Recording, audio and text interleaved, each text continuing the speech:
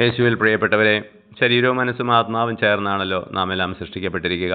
നമ്മുടെ ശരീരവും മനസ്സും എപ്പോഴും ജഡിക സുഖങ്ങൾ, നൈമിഷിക സുഖങ്ങൾ തേടുന്നു. ഒരിക്കലും എത്ര കിട്ടിയാലും തൃപ്തി അടയുന്നുമില്ല. അത് പലപ്പോഴും നമ്മളെ നാശത്തിലേക്ക് നയിക്കുകയാണ് ചെയ്യുക. എന്നാൽ ആത്മാവാണ് നമുക്ക് ജീവൻ പ്രദാനം ചെയ്യുന്നത് എന്ന് ഇന്നത്തെ വചനത്തിലൂടെ ഈശോ നമ്മളെ ഓർമ്മപ്പെടുത്തുന്നു.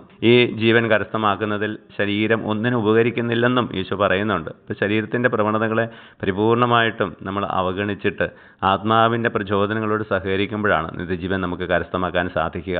കുറേയൊക്കെ നമുക്കതറിയാം, അതനുസരിച്ച് ജീവിക്കാൻ നമ്മൾ ശ്രമിക്കുന്നുമുണ്ട്. എന്നാൽ വളരെ ശക്തമായ പ്രലോഭനങ്ങൾ ശരീരം നമ്മുടെ മുമ്പിൽ കൊണ്ടുവരുമ്പോൾ അതിൽ വീണു പോകുന്ന അവസരങ്ങൾ ഒത്തിരിയേറെയുണ്ട്. അപ്പോൾ പൗലോസിൻ്റെ വാക്കുകൾ നമ്മൾ ഓർക്കാനായിട്ട് ശ്രമിക്കാം. ഗലാത്യർ 3:3 പറയുന്നുണ്ട്, ആത്മാവിൽ ആരംഭിച്ചിട്ട് ശരീരത്തിൽ അവസാനിപ്പിക്കുന്ന ഭോഷന്മാരാണോ നിങ്ങൾ എന്ന്. ഞങ്ങളുടെ രക്ഷകനും നാഥനുമായ ഈശോയെ, ഞങ്ങളെ അനുഗ്രഹിക്കുമാറാകണമേ, ഇപ്പോഴും എപ്പോഴും എന്നേക്കും. ആമേൻ.